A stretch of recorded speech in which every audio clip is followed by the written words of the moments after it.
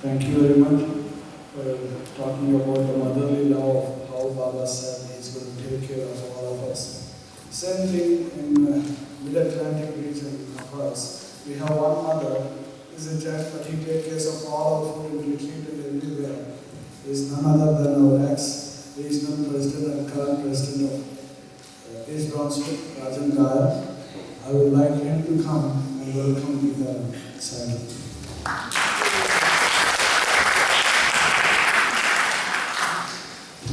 So now I'm the mother.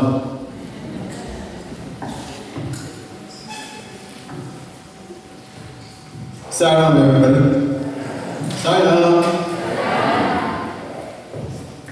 Well, I'll tell you something. It is indeed a very rare distinction and honor to introduce our next guest speaker, Sister Idarama. Now, this is the second time I'm introducing her. So when I was a president 17 years ago, president of the Mid-Atlantic region, I introduced her for the first time in my life, and I think in her life. Please correct me if I'm wrong, but I think it was the first time in her life. And here's a little recap of the history. For the retreat, we had finalized the guest speaker. So we had a guest speaker for Saturday, and we were looking for another guest speaker for Sunday. And we were struggling and struggling and struggling. And as the retreat is approaching, we don't have the second guest speaker. So one day, as we were getting closer to the retreat, Sister Lata Swaminathan approached me. And he said, "Bhai, I have a very good speaker for you. She literally grew up in Swami's lab." I got excited. I said, "Wait a minute, somebody grew up in Swami's lab? It can't be too bad, That was my reaction at the time. So, I got the phone number and approached her. And guess what happened? She flatly refused, very strongly.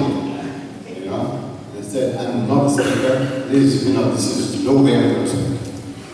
Then, I begged, and pleaded, and persisted basically, because that was my only hope. Otherwise, I don't have a second guest speaker for the retreat. So, she said, "This is what I will do. I'll get Swami's permission. Let me call my father, and we'll see what happens." So she called India, her father approached Swami, and Swami says, "What is her problem? Why is she saying no?" And that was, the words are like, I'm not exactly accurate on the words, but something like that, So she says she has to do Swami's work. She must speak. Tell her to speak. And, so she was our guest speaker. I'll tell you something. In that retreat, not only she overwhelmed everybody, she bamboozled everybody, and we were totally uplifted, we were touched, and we were energized. A star was born. I'm telling you, literally a star was born.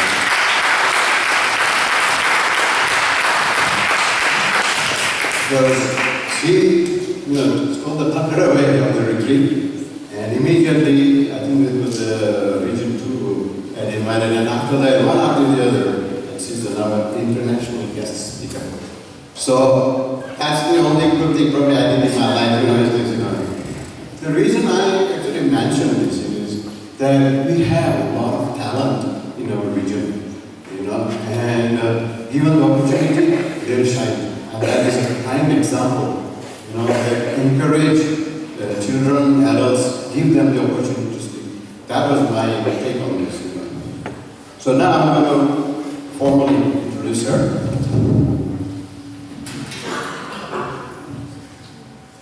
So Vidha comes from a family of devotees that has been Swami's service for more than 6 decades. Her granduncle, Sheshgiri Rao was Swami's personal attendant for more than 20 years. Her father, Dr. Padmanabhan, a renowned dental surgeon, was very dear to Swami and served him in various organizational capacities in Whitefield, Bangalore, till 2008. Many of you might recognize him as the person who walked behind Swami during darshans in Whitefield. Gita's mother, Kamala Padmanabhan, was appointed by Swami to be the SSC coordinator for Karnataka State in India, which she served with distinction for 25 years. She was specially chosen by Swami to be part of the original group that developed the first SSC, the Bal Vikas curriculum, under the direction of Bhagwan himself.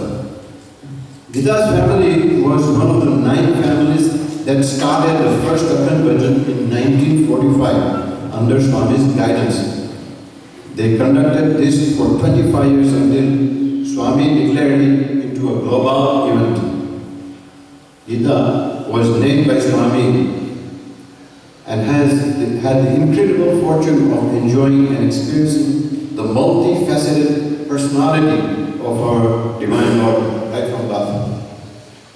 While Swami graced their home in Bangalore, with his presence regularly, all her holidays, festivals as a teenager were spent with him in Puttaparthi. At the tender age of 15, Gita was selected by Swami to be an SSC teacher and in addition delivered lectures under the EHV, Education in Human Values, program to high school teachers throughout the state of Karnataka, India. In 1978, her marriage to Mohan was performed in the divine presence of Swami at Whitefield. Their twin sons, Varun and Arun, were born in 1981 and named by Swami. 7 years later, Swami directed the family to go to USA and they settled in Maryland, Washington DC area, where Mohan works in the NASA satellite operations. Gita taught kindergarten children in private school for 17 years and was awarded the Best Teacher of the Year for 5 years in a row. Both Varun and Arun are currently enrolled in full-time MBA programs at the GW Washington DC and University of Texas at Austin, respectively. Varun's marriage to Sai Lakshmi in 2008 and Arun's marriage to Sumana in 2010 were blessed by Swami.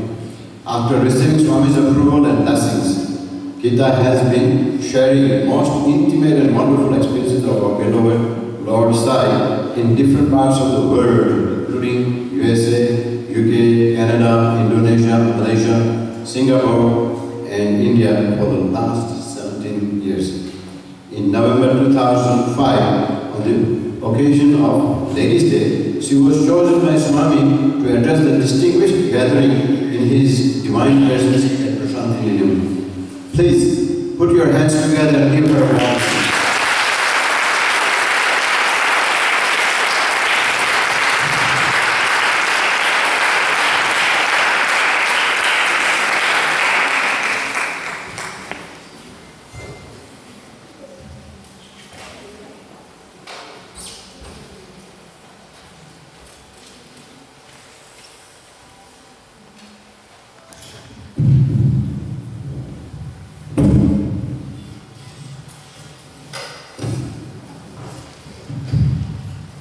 Mukam karoti vachanam, panghum langhayate girim, yat krupatamaham vande paramananda madhavam. My salutations at the feet of our ever-present Vinaya Swami. Sairam to all of you brothers and sisters. Thank you for inviting me here on this very auspicious occasion of Vaikuntha Ekadasi today and Pongal around the corner. It is a very auspicious day today when it is believed that the doors of Vaikuntha are open to those who have practiced spirituality to have darshan of our Lord there. As Mohan and I were driving here today from Washington, from Maryland, hardly see 2 inches in front of us because it was covered with fog, heavy fog around us. And I was telling him that maybe Swami is giving us a taste of maybe what Narada Maharishi does when he walks through the clouds to reach Vaikuntha. And here we are with all of you today to share your love for Swami along with us. So thank you very much for having us here on this wonderful day. As a child, I remember that as Brother Rajan, thank you very much again for your very kind and loving introduction. As a child, all of my holidays were spent in Puttaparthi. Every time there was, the schools were closed or there was a festival day, we used to travel from Bangalore to Puttaparthi and spend our time there. And I remember that one of the main family kind of festival that we spent there was Vaikuntha Ekadasi. And my thoughts went back to those days this morning when Swami would take us all on the sands of the river and materialize a small little silver container filled with amrit, which with a tiny little silver spoon, and he would ask us to stick out our tongue and he would put a drop on each one of our tongue. And every time I got the remarks on my marks card that says I talk too much in class, I would blame it on the amrit that Swami dropped on the tongue. And say it was because of that I talk so much. So when Swami many years later, as Brother Rajan Gail said, when he asked me to speak at the Mid-Atlantic Regional Retreat, he laughed at me after the retreat was over and I went in July to India. And he asked me, how was the speech? And I said, it looks like everybody liked it, Swami. And he narrated all of the incidents that I had narrated in the retreat to me. And he said, see, all those days that you got into trouble talking in school, now I'm using that to make you talk about me. So here I am once again in our own home region of the Mid-Atlantic to speak to all of you. It's so nice to see so many familiar faces here. I go to so many places. Of course, the love for Swami binds us all together, but Mid-Atlantic region is home, so it's nice to be here. I started out with the prayer, Mukam Karoti Vachalam. I'm sure all of you know the meaning, but just to go over it, it just is a prayer where the prayer says that with your grace, the dumb can speak, the lame can climb a mountain. With your grace, everything is possible. So here I am today, an ordinary kindergarten teacher who taught alphabet to the children, speaking in so many places. If not for His grace, it would not be possible. Now this was a prayer that was taught to me when I was a very small child by 2 sannyasins of the Ramakrishna mission.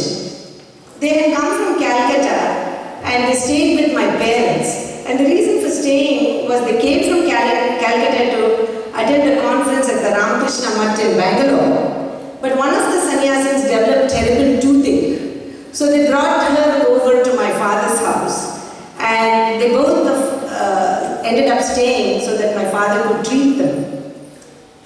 And because they stayed with us, they were very, very kind ladies, older, elderly ladies.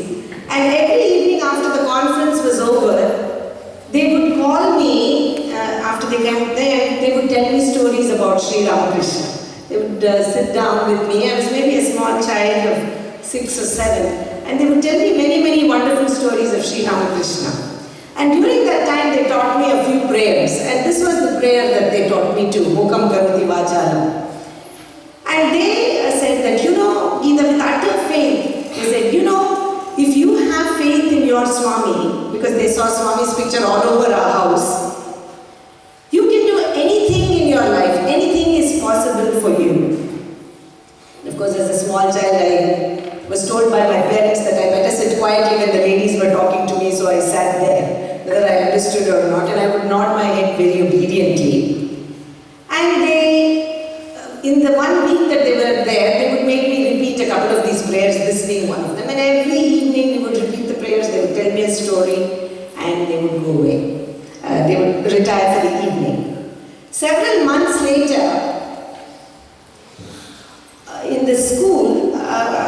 maybe I was I must have been 8 or 9 years old, but there was a small class elocution contest. And every child had to pick out a little subject from a hat. And they would give you 2 or 3 minutes to prepare for it, and then you had to come to the front of the class and speak. This was one of the elocution contests that the school had. And after many rounds, one of the students that was selected for this was me. And I was very, very nervous. I was a small kid and I was supposed to go and speak in front of an audience without preparation. So I came home and I told my mother that, can you tell my teacher that I don't want to go and do this, I don't want to talk, I'm really scared, I don't know what topic I will get from the hat. So my mother very seriously said, the 2 sannyasins have been teaching you every day, Mukam Karvati Vachalam, why don't you pray? Anything is possible, they told you, don't you remember? So that evening when we went to Vrindavan, Swami was there and he asked me, what are you going to speak about tomorrow in the elocution contest? Nobody had said anything to me. I was a small child. And I said, I don't know, Swami. Elocution contest means there is a piece of paper in a hat and you have to pick it out and whatever the subject is, you have to speak about. So Swami said, oh, you have been listening to a lot of stories by the 2 sannyasis who came to your house. What stories did they tell you? So it didn't seem connected at all to my elocution contest or the fact that I had to speak or what the ladies had told me, but I told Swami whatever stories they had told, and then Swami switched topics and started to talk to the elders in the room. Then the following day in the competition, everybody was picking topics. They got different topics on science and geography and history, and as I waited for my turn, I was getting more and more nervous, wondering mathematics, what topic will I get? I was very poor with mathematics and I was very sure that that's what I was going to get. But I pick up my piece of paper and on that piece of paper comes the name Swami Vivekananda. Now this was the story, one of the stories that these 2 ladies from the Ramakrishna Mission had told me. And I picked the paper and this was what I got.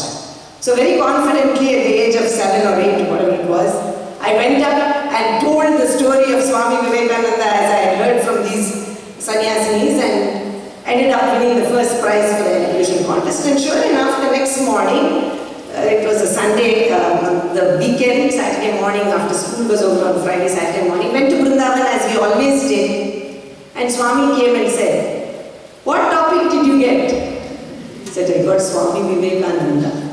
Did you speak? I said, yes, Swami, I spoke, I got the first prize. I had taken the medal and everything to show Swami.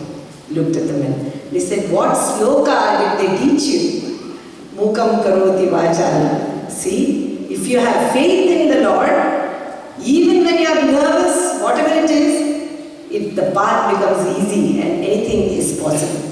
So I always start my talks with this particular prayer, knowing that there are many well-read people, knowledgeable people, people who are practicing very much in their lives the spiritual messages that Swami has given. I am just on this path, trying very hard, failing many times, but just here today to share with you some of the things that I had the good fortune of experiencing with Swami, just because I also had the good fortune to have been born into a family that came to Swami at a very early age. My grand uncle came to Swami in 1943.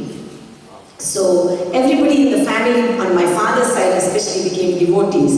And Puttaparthi of those days, I'm sure many of you have heard my descriptions of our journey to Puttaparthi, was a long and hard journey from Bangalore, though it is only 100 miles.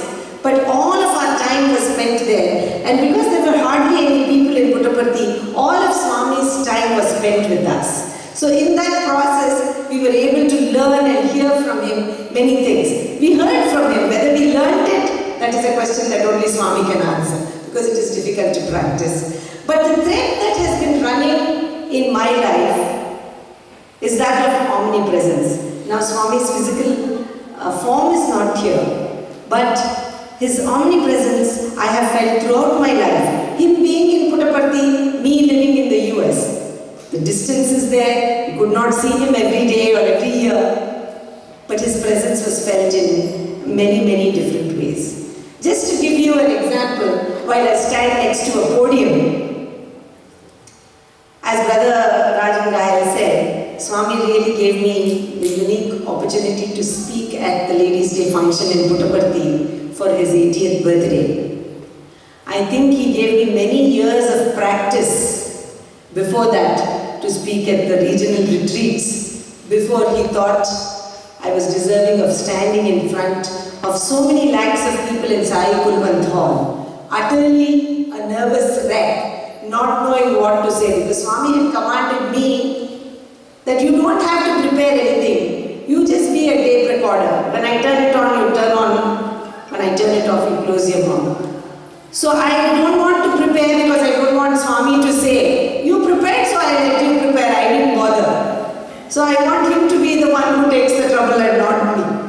So I don't prepare, and when I arrived in Puttaparthi in 2005, what had happened is actually in 2005 June I had gone to Puttaparthi and Swami had called me for an interview, and he asked me very sweetly, 80th birthday Kostunnava, are you coming for 80th birthday? I usually did not go for Swami's birthday after his 63rd because it was so crowded, there was so much of entertainment. I felt that the focus was more on the musicians and the singers coming there rather than on Swami. So I felt that I would rather go when the times are quiet and have Swami's darshan. So I usually did not go to the celebrations. But when Swami asked me, are you going to come for my 80th birthday? I didn't want to say I'm not coming for your birthday. So I said, Swami, meer rammante vasthanu. If you ask me to come, I will come. Vaste anandanga untundi. If you come, I will be very happy. So where was the question of not going to this beloved Lord's birthday? So I came back. My school started in September. It was usually very difficult to get vacation immediately after school reopens in September, in November to take time off to go to India. So I went to the director in my school and I said, look, I need to go to India for a week in this thing. And she said, a lot of the teachers have already taken vacation for Thanksgiving. As you all know, Swami's birthday usually coincides with Thanksgiving. So I won't be able to give you any time off, she said. So I said, well, I had already worked in this school for almost 16 years. So I said, oh, then unfortunately I will have to resign from my position. And she looked really taken aback. She said, you're going to resign from a school where you've worked for 15 years because you can't get a vacation for 1 week? I said, yes, this is something very personal that I have to attend to. So I'm going to have to go. So she said, no, absolutely not. I'll make sure that you get your time off. So she gave me 2 weeks off instead of 1. So that's the way Swami works. So I arrived in Bangalore on the 17th of November and went to Puttaparthi on the 18th. As soon as I went there, the lady next door to my parents' room came and said, you know, there has been a Sevadal who has been coming to the room asking if you have arrived. Can you go and meet such and such a person? I had a package for that person, so I thought, oh, maybe that's why they were sending word for me. So I said, sure, I'll go. And after that afternoon's darshan, I went to her room. And I said, oh, I'm sorry, I just got here this morning. Here is the package that somebody has sent for you from the US. I believe you had sent the Sevadal to my room. So she said, yes, I sent the Sevadal, but it was not for the package. I have a request to make. And she was one of the organizers for the Swami's Ladies' Day program. So I have a favor to ask you. So I said, oh, what is it? So she said, we had a few names to show Swami to pick the speaker for the Ladies' Day celebration. We didn't have you on that list, but when we gave Swami the list, Swami said, Padmanabh's daughter is coming, ask her to speak. So Swami has asked you to speak. So I didn't realize that she meant to speak to the audience in Kulwant Hall. I thought they meant, there is always a program in the Punjabi canteen upstairs where you have to speak to some foreign devotees and all that. So I thought she was saying, and I said, oh, what time do you want me to go over there to the Punjabi canteen? Because Swami's celebrations go on late into the evening. So she said, no, it's not in the Punjabi canteen. So I said, oh, have they changed the venue? Where are they all meeting? She said, no, this is for the Ladies' Day celebration here in the hall, in Sai Kulwant Hall. So I was completely taken aback. And I said, said, so this is how you see, even after many, many years of experiencing His omnipresence, we don't realize the power of His divinity sometimes. So she said, no, He already told me yesterday that she has arrived in Bangalore, she'll come tomorrow morning, He knows you are here. So I laughed and I went back to the room and I called my husband who was here in the US and I said, you know, they are asking me to speak. I don't know what to speak. I have to prepare. And in the meantime, my father who was in the room kept saying, oh, you cannot go by your tape recorder thing that Swami has told you. You better start preparing. You know, there are lakhs of people sitting there. What are you going to say? And he was making me even a bigger nervous wreck. Then I called my husband and he said, I don't know what to say to you, but maybe it's a good idea to write a few things on an index card or something. What are you going to say? But my heart was saying that Swami had told me, don't prepare. So I'm not going to start on such a big occasion doing something and Swami will pull back and say, you prepared, so I let go of your hand. So I just sat through the whole night. They had told me to arrive at Sai Kulwant Hall at 6 a.m. to test the mics. So I sat up all night long just praying to Swami and saying, I don't know what I'm going to say, you better help me. And at 6 a.m. I went there and they had a podium like this. I know I started out with the podium, I haven't forgotten. It's a podium like this, and they were checking the mics. There were 3 other ladies speaking before me. And they had given very strict instructions. You know, your talk should be only 12 minutes long. Please make sure you're wearing your sari properly and all. Several instructions. And there was this podium, which was even higher than this, built for the height of the college students there. And I went behind the podium. And my voice when they were testing the microphone was like an Ashani Ravani. There is a low body but only the voice is heard. Because the podium is so high and I am not very tall. So the poor, the boys who were organizing this came up to me very quietly and said, Auntie, by the time the program starts, we will put a little stool for you. Please don't worry. But you cannot come like this to the side and speak. We usually speak behind the podium, but we will have a stool. I said, okay, and went back to the room, got ready, came back for the program. You know, Swami is such a wonderful, omnipresent presence in all of our lives. I came, and you are all, I'm sure, very familiar with the way they organize the chairs for the VIPs and all that for the functions. So that day, we had a badge. So the Sevadar person took me, and since I was the second speaker, and the first speaker was already sitting in the front, she put me on the VIP chairs on the first seat. And then several of the VVIPs came and sat next to me. And I was sitting there. And there was a lady, quite a famous musician, sitting next to me. She didn't know who I was. And I was occupying the most coveted seat number 1 for the first time in my life. And they didn't know who I was. And this lady was very, very curious to know who I was. So she asked me, because I didn't look like any of the other VIPs that she had seen. So I was sitting there and she said to me, Sairam, Sairam. And she said, are you one of the Central Trust ladies, wives of one of the Central Trust members? I said, no. Because I knew that she was curious, because she had been looking at me many times. And I was sitting there 2 hours earlier to the program, so I thought, I'm not going to let her know who I am. I'm going to sit here. And I was telling Swami in my mind, Swami, just because you have given me the opportunity to speak of your glory, I'm also getting a little glory today. I got seat number 1, sitting next to this famous musician, and now she wants to know who I am. So I'm going to enjoy this moment. It's okay till you come. So I'm sitting there. So I said, no, I'm not one of the wives. Where are you from? She said, I'm from USA. Oh, then you must belong to Prashanti Trust in the US. I said, no, I don't. One of the donors for the buildings? No, I'm not. I was enjoying my moment of glory. No, I'm not. Husband, state president? No, my husband is not. So she asked me a few more such leading questions and she didn't get anywhere. And she kept quiet after that. So I was sitting and then I started to feel a little nervous that I'm doing all this sitting here in Swami's presence and I started to hear the way started, the bhajan started. I know Swami has left the building and my heart is pounding.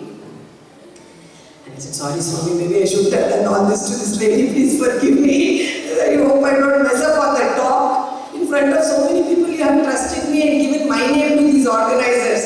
I should not speak terribly and give you a bad name. There I was sitting, Sairam, Sairam. You know, when we all say in Kannada, we have a quotation, Sankata Bandhare Venkataramana. Whenever there is Sankat, we think of Venkat, not otherwise.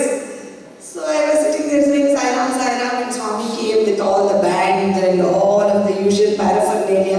He went and sat down and gave his darshan, and then the lady went up and made all the announcements for the Ladies' Day and announced the first speaker's name. She went and spoke, and then I was the second speaker. So by that time it dawned on this lady that I was one of the speakers when they called my name. So I go and they had given me a rose to give Swami. So I crossed behind the podium to take and give it to Swami, who was sitting on his chair, while my heart is pounding because I am so scared. Because from that position on the stage, when I looked at Sai Gulwant Hall as I walked up the steps, it was a whole hall of black hair. That's all I could see. Heads and heads and heads. It wasn't men or women, it was just a big mass of somebody's heads.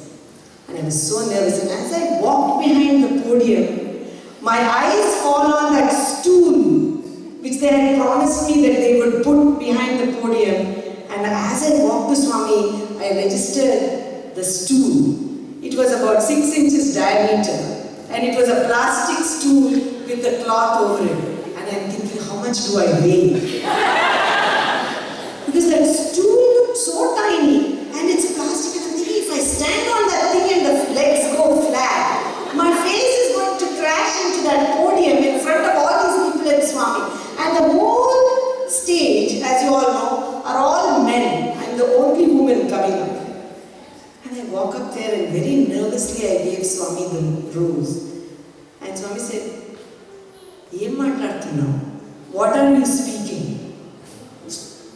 And I said, "Swami, whatever you ask me to speak, I will speak." Now the lady before me had taken 4 sheets of paper with her, and here I have walked in there with 1 rose. Whatever you say. So Swami chose 2 incidents. He said, speak about the children's black soap, milk, dabba, he said, and that lady in New York, he said. I said, okay, Swami. Then I said, Swami, please bless me to speak properly. So Swami very lovingly bent and put his hand on my forehead and said, Dhairyanka Vatla. He said, speak courageously.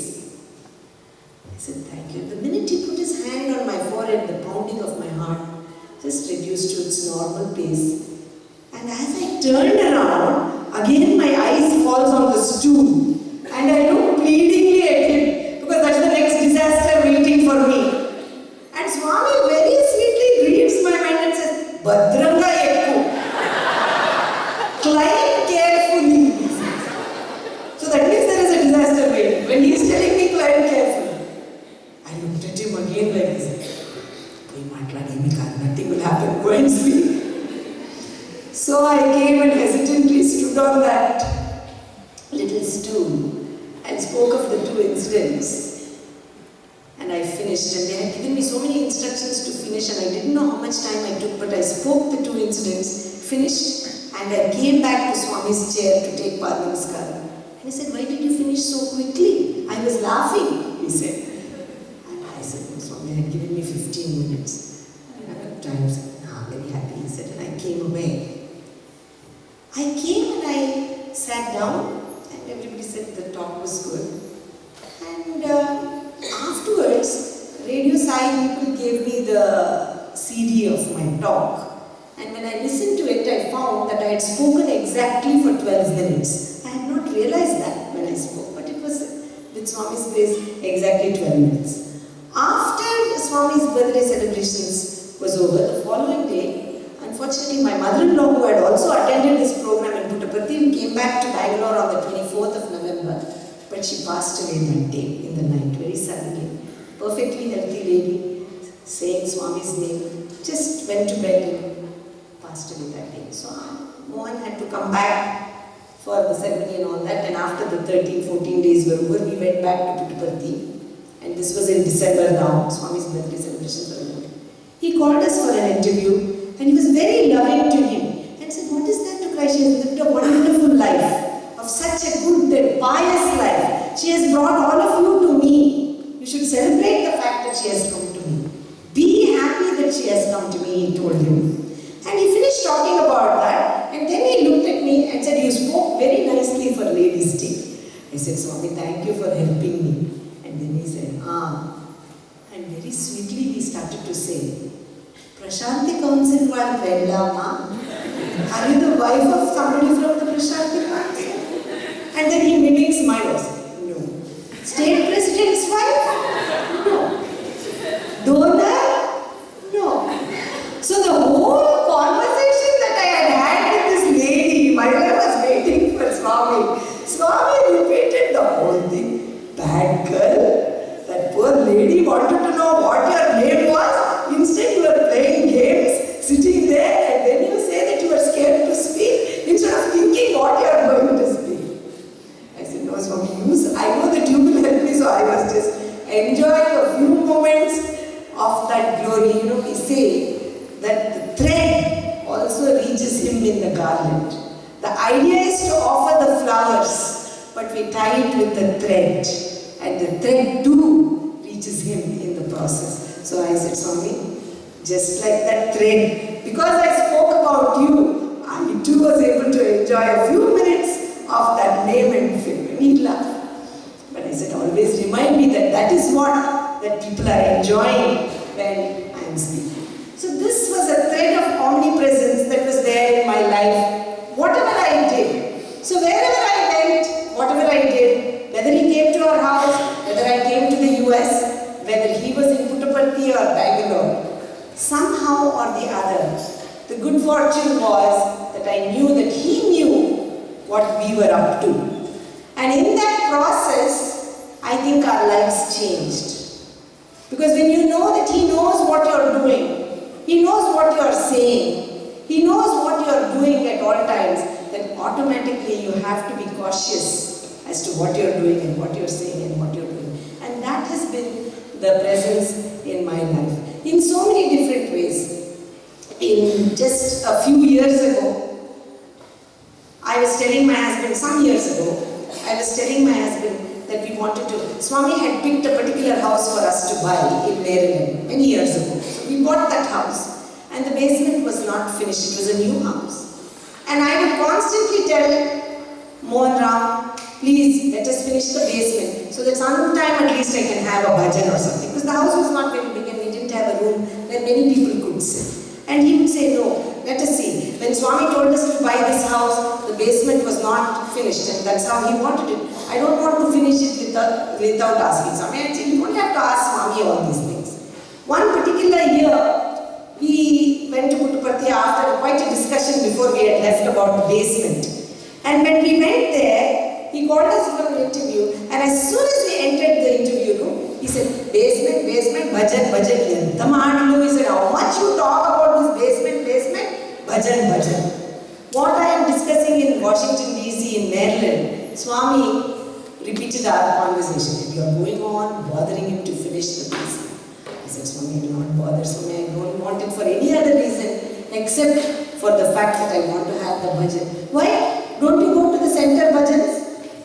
Yes, Swami, I go. How many times do you go? Once a week, Swami. Do you do your Thursday bhajans? Yes, Swami, every Thursday at home.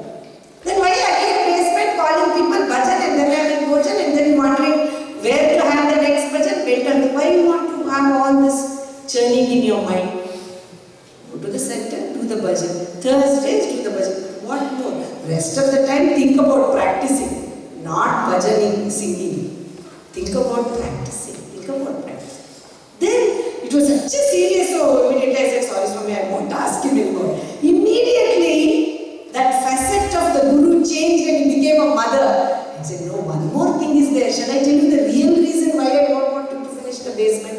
I said, okay, Swami, what is the real reason?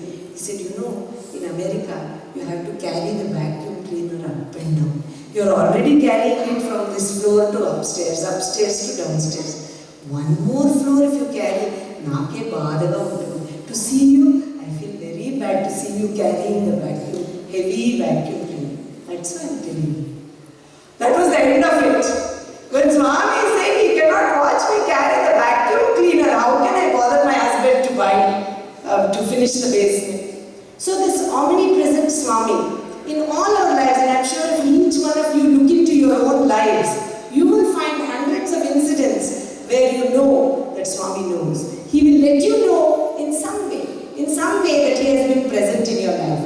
And that has been the wonderful, unique thing, I think, for all of us in this avatar. We are all so absolutely fortunate to have had this wonderful avatar amongst us, teaching us, talking to us, giving us darshan. Many rishis, as we know, have done many years and years of tapas and practice, but very easily we got him, without even practicing, we got him very easily, but he wants us with his love to change ourselves. One of the other incidents of omnipresence that I think I would want to share with you all today was that anything, as I started out, anything is possible with His grace. You know, a few years ago, actually 10 years ago, I was the SSC coordinator of our center here in Bethesda.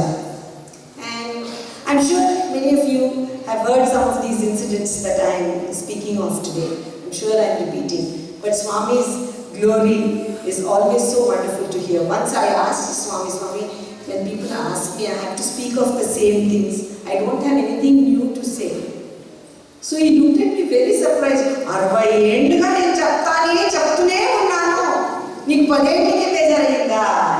I've been saying for 60 years the same things over and over again. Are you already tired of speaking in 10 years? He asked me. Bhagavatam vinte Bhagavatam. He said, if you listen to the Bhagavatam, we will become better people. It's okay, you go and repeat. So, I may be repeating many of these incidents, but some years ago, when I was the SSC coordinator in our center, we had planned a very big program for Swami's birthday celebrations. It was his 75th birthday actually. And the Balikas children had practiced a very beautiful play, and there were other programs. And we had several rehearsals for it. The day before the birthday, that year Swami's birthday happened to fall on Thanksgiving Day.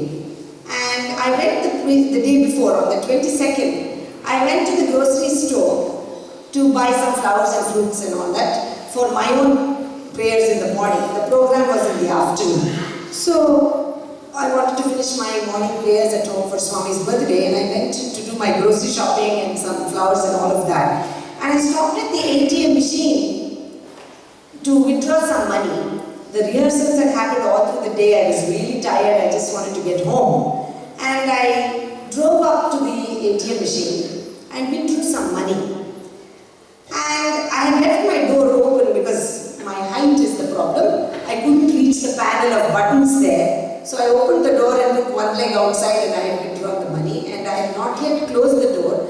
I was still putting the money in my purse on the passenger side where I had my purse. My door was still open. There was another car waiting behind me to use the ATM.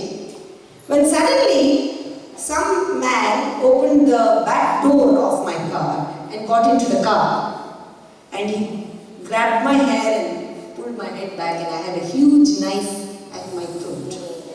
Huge knife at my throat, and my head was looking at the ceiling of my car. And my hand, without my knowledge, just reached out and I put my thumb on Swami's little sticker that I had in my car, Swami's picture, and it just went there automatically. I didn't particularly think about it. Every day when I get into the car, I just touch Swami's picture, and I'm sure which all of us do. Got to the car and start driving. I had done that, but without my knowledge, when this man pulled my head back, my hand went to the picture.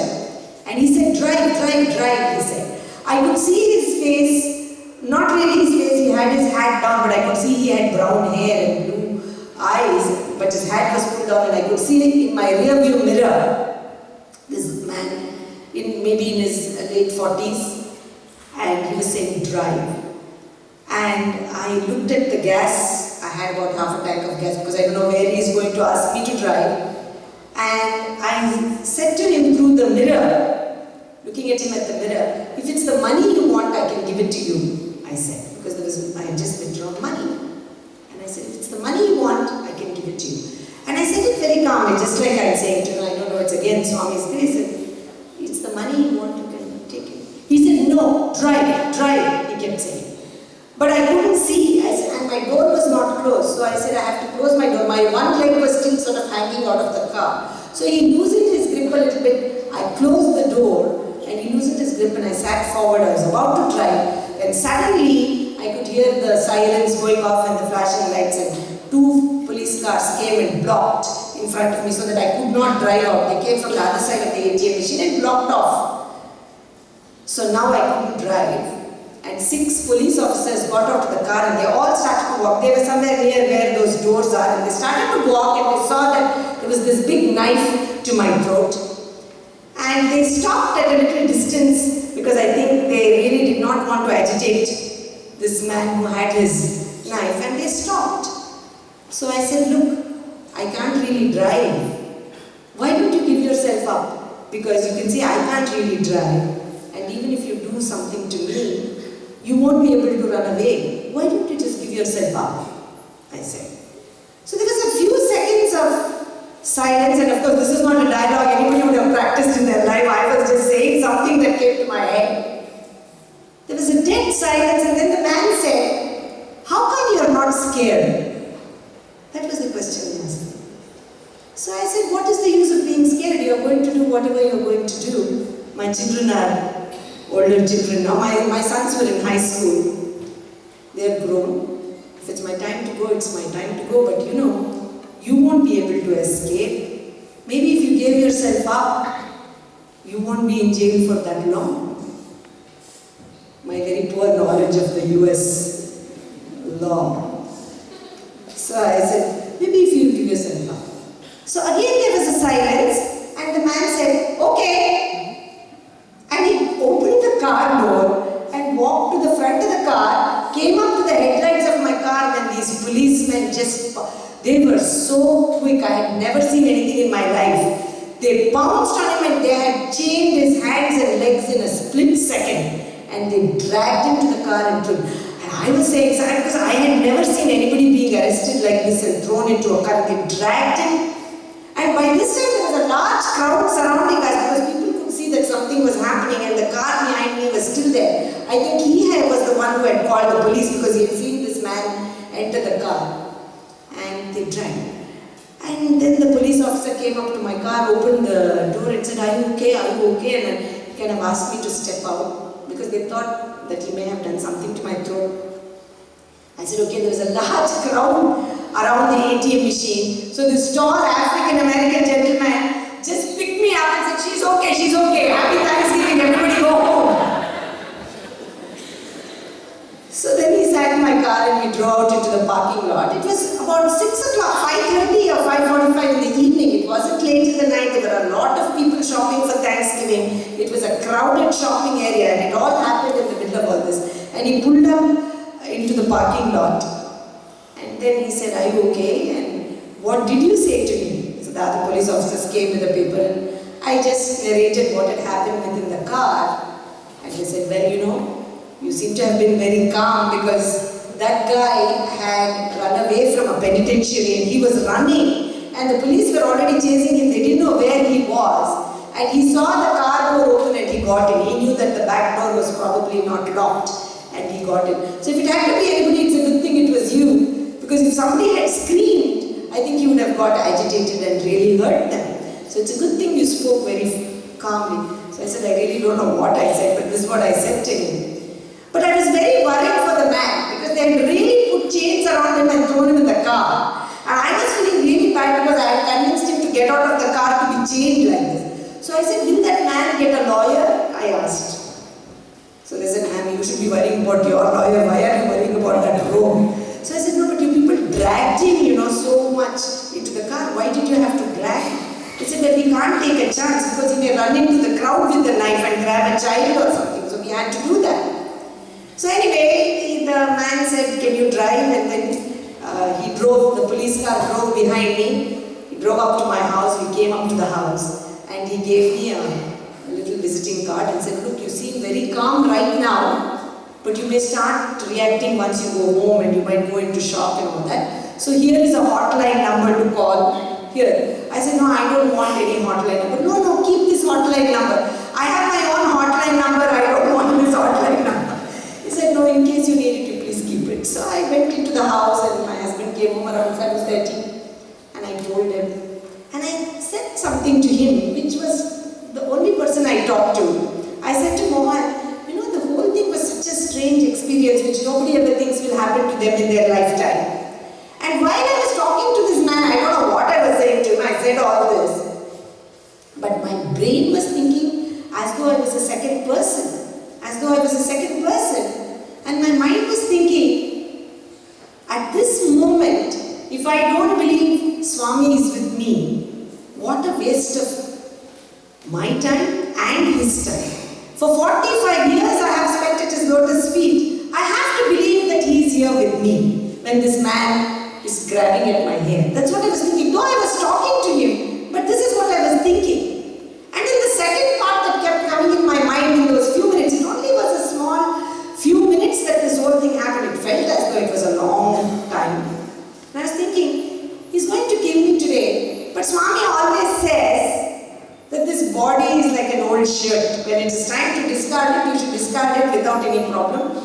Because you have done enough karma to come back with a new one in the next life. So don't worry about it. So in my head I was thinking, Swami always, for so many years I've heard Swami say, his body is like an old shirt. Give it up. If it's time to give up, you should give it up. This is what I was thinking. Don't you think it's strange? And my husband really thought I was strange. He said, this is what you were thinking in the middle of all this? I said, yeah, it was as though I was like two people, like Swami says, you are two people, That's what I thought. And this was the conversation I had. The following day was Swami's birthday, and of course the celebrations went on very well in the center. Everything was over. I knew my parents were in Puttaparthi. And after everything was over, I knew my parents were back in Bangalore. And I called my mother on the 30th or something, the 29th or something, I called her. And I was about to tell her this, but as soon as I called, my mother said, oh, were you sick during Swami's birthday? She asked me. I said, no, I was not sick. Why? So she said, well, when Swami was going in the procession in Puttaparthi with all the Veda chanting and everything, he suddenly stopped in front of me and asked me, how is Geeta Ma? So I said, Swami, she's okay. Oh, is she okay? Swami has asked. So then my mother got a little nervous and said, Swami, I think she's okay. I came to Puttaparthi on 18th. I talked to her on 17th. She was okay at that time. Now she's okay. Now this is on 23rd morning, and this incident happened to me in 22nd evening in the US, and it was 23rd morning, and Swami had asked my mother this. So my mother didn't know what had happened, and then I narrated all of this to my mother. She said, oh, maybe that's why Swami asked me, this must have happened to you there in Puttaparthi by the time Swami, in the US by the time Swami came on. Then I told her, if you go to Puttaparthi, please thank Swami for the wonderful care that he took care of me, that wonderful way he took care of me. She said, no, Swami is going to come on December 4th from Puttaparthi to Bangalore because he's coming to inspect the super specialty hospital because the inauguration is coming up. So he's coming. So when he comes, if he gives me the opportunity, I will tell him, she said. Sure enough, Swami arrived from Puttaparthi on December 3rd or 4th. And as soon as he arrived, he went inside Vrindavan. My father was there. My father was a man of very few words. And as soon as Swami came, all the college students had surrounded him and Swami was sitting down on the chair. He had just come from Puttaparthi. And my father was also sitting with him. And suddenly Swami turned to my father, called him and said, Padmana, tell this, before my father had even said anything. Padmana, tell the students what happened to Geeta Ma on my birthday. Now my father, of course, knew what had happened. He had not had a chance to tell Swami anything. He stood up and he said, on 22nd, the day before Swami's birthday in the US, my daughter was attacked and Swami took care of, saved her, and that fellow let her go and she's okay now. He said, and sat down. So Swami started to laugh. Said, this is all you have to say? That incident took place for 15 minutes and you are finished in one sentence? And then Swami started to narrate the whole thing to the boys. You know, boys, in America, the money comes out of the machine. Then you press the buttons. And then he said, but you have to have money in the bank first. It won't simply come out of the machine. So Geetama was taking out the money and he narrated the whole incident. This happened, this fellow came and attacked her. And this thing. And he said, you know what she did? She didn't call out Sai Ram or anything. But her hand went on my picture in the car. He said, by practice. Practice. She didn't think of me, but she put her hand on my picture out of sheer practice. That is why you have to practice every day. In the time of need, even if your brain doesn't function, you will automatically do something that you have practiced for a long time. So her hand went to my picture. Then he narrated what I said and what he said. And you know, she's such a crazy girl. When the fellows dragged her, the police officers, to the car, she's asking if that crook is getting a lawyer. She is asking the police people whether he's getting a lawyer. Then, you know, I had not told this to anybody. He said, you know what? She came home and told her husband, look at her. She's saying that after 45 years of spending at Swami's lotus feet, what a waste of time if I don't believe that Swami is with me. What a waste of Swami's time, Kado. What a waste of my time. She thought, what a waste of my time. Not what a waste of Swami's time. She's thinking. And then she says, if my body is like an old shirt, I should not worry about it. Swami always says you should give up your old shirt at this time. Why is she thinking her body is like an old shirt? She's a lady. She must say her body is like an old sari. So with this sense of humor, he narrated the whole incident to the students. Again letting me know, again and again, that wherever we are, he is there with us. So many times when I give my talks, everybody asks me, how do you feel now that Swami's physical form is not there? I don't feel any differently. Because when I was here in the US, his form was in Puttaparthi. But still he knew what I was doing. So what difference does it make? Whether we can see his form or not, he can see us. That is the main thing. He can see us. And it is for us to develop the sight to see him. And how is that possible? Is only through practicing. I'll give you a very small incident, and I know Brother Chandra had said that by about 5 o'clock we would take a break. I'll just give you a very small incident. I worked as a kindergarten teacher for many years. One day, a teacher came to my class and said, in the 4-year-old classroom, there is a new girl who has been admitted. She's a young Indian girl, just 4 years old. I was teaching kindergarten, my children were 6 years old.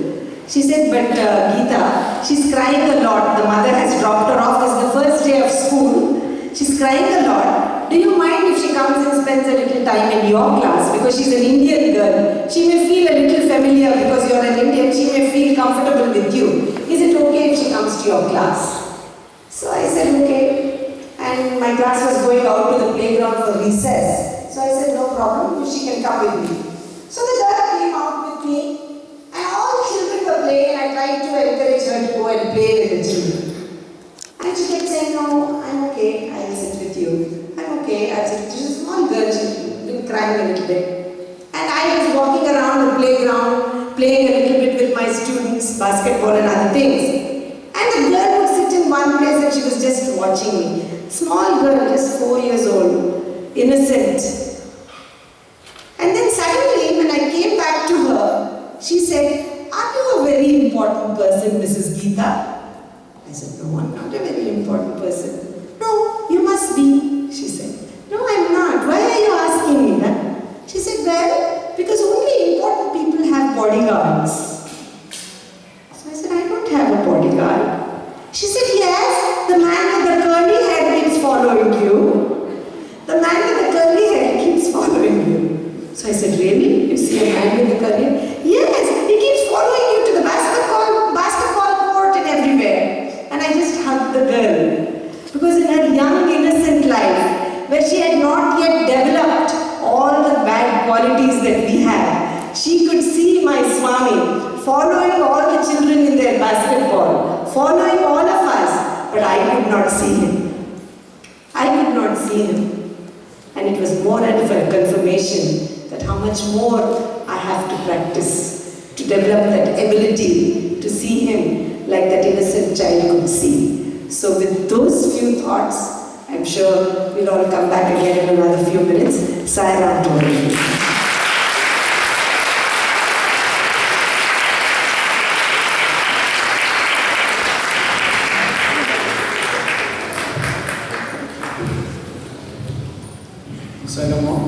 We'll take a short break for 15 minutes only, and we'll be back here by 5:20.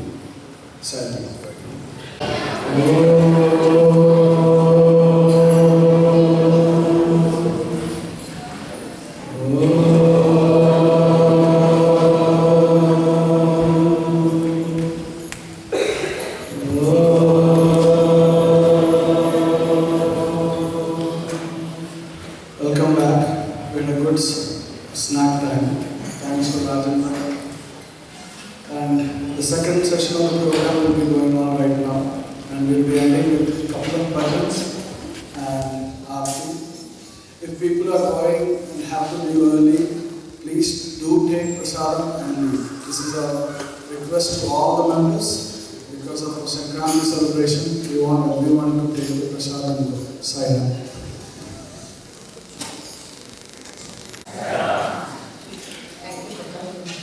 back. I'm sure you all enjoyed a nice tea and a snack. I just had tea just to let Swami know because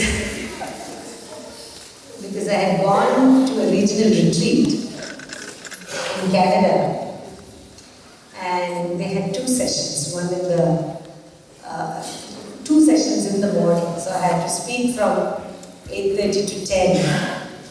And then they had a coffee break for about half hour.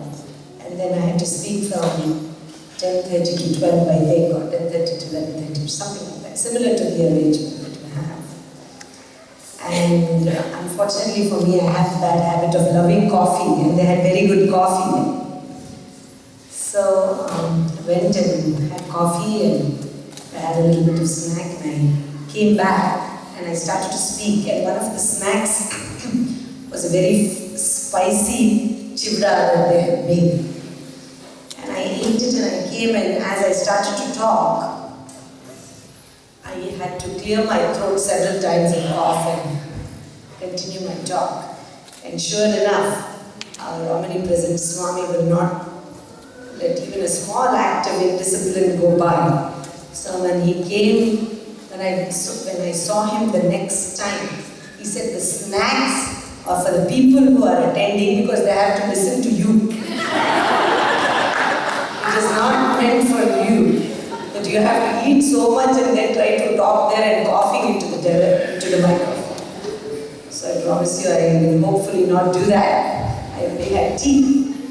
But again, coming back to this wonderful omnipresent Swami, there are so many things that he keeps telling us to do, but none of it that he himself has not done for us. I think, in every Sai center we all love the different wings that we have. We all, of course, love the bhajans that we do, the devotional singing that we do on our weekly meetings. The children certainly get a lot of the SSC program, and then we, of course, feel that we have to do a lot of seva, because Swami has emphasized it so much. Now all, serve all.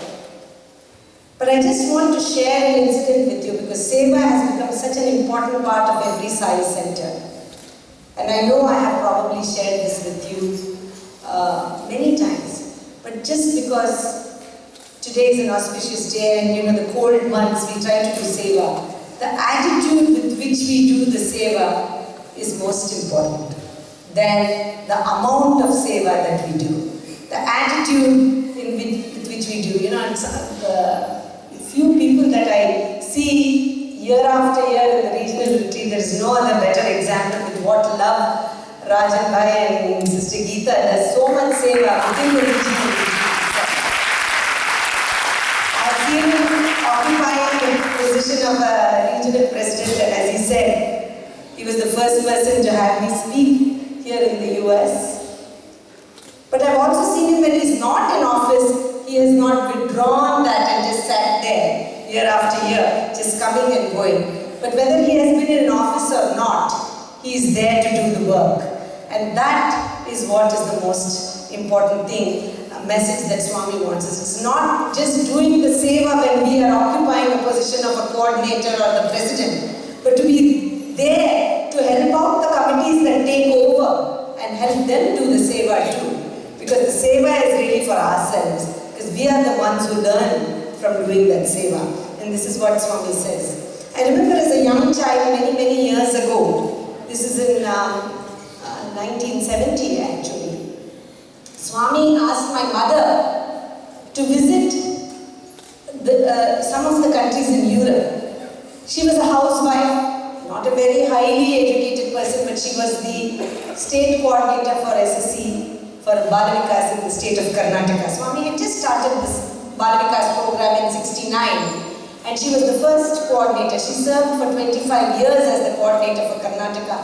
And in fact, after she completed her 25 years, Swami felicitated her in Puttaparthi, saying that she had done a lot of seva. And I learned a lot from my mother, watching her sense of discipline. But in this particular year, Swami asked my mother to come to an inner wheel conference. You may be familiar with the organization of Rotary. My father was a part of it. Swami had asked my father to serve in Rotary because at that time, the Sai organization did not have such a big seva wing. So my father, who was very much a man oriented towards service, Swami had asked him to serve through that international organization. And my mother was part of the ladies wing, which is called the Inner Wheel. And she used to do a lot of service through that organization. And they were having an international conference in Holland.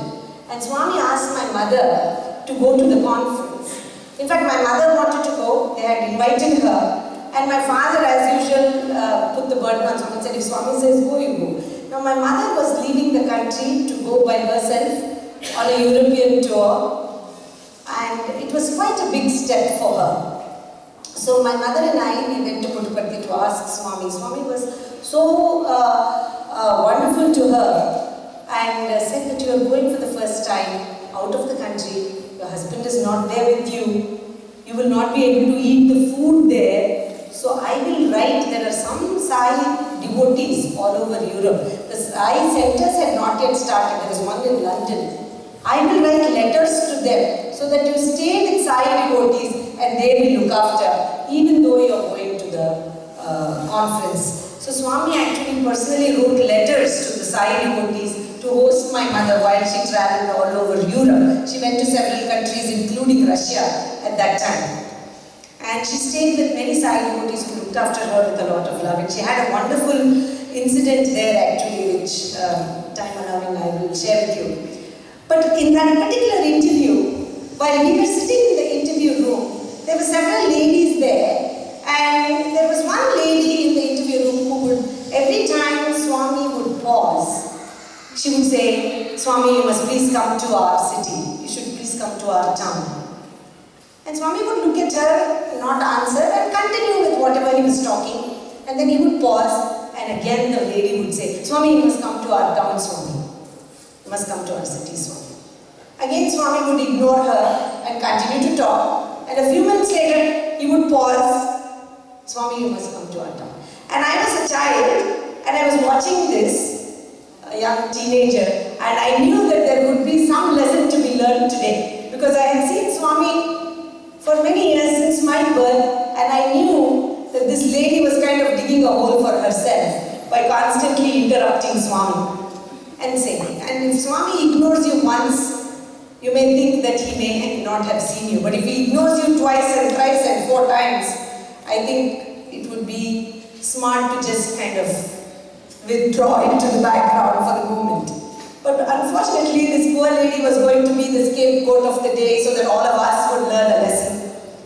And for the 7th time or the 8th time, she interrupted Swami and said, Swami, you must come to our town, Swami. So Swami turned sort of gently towards her.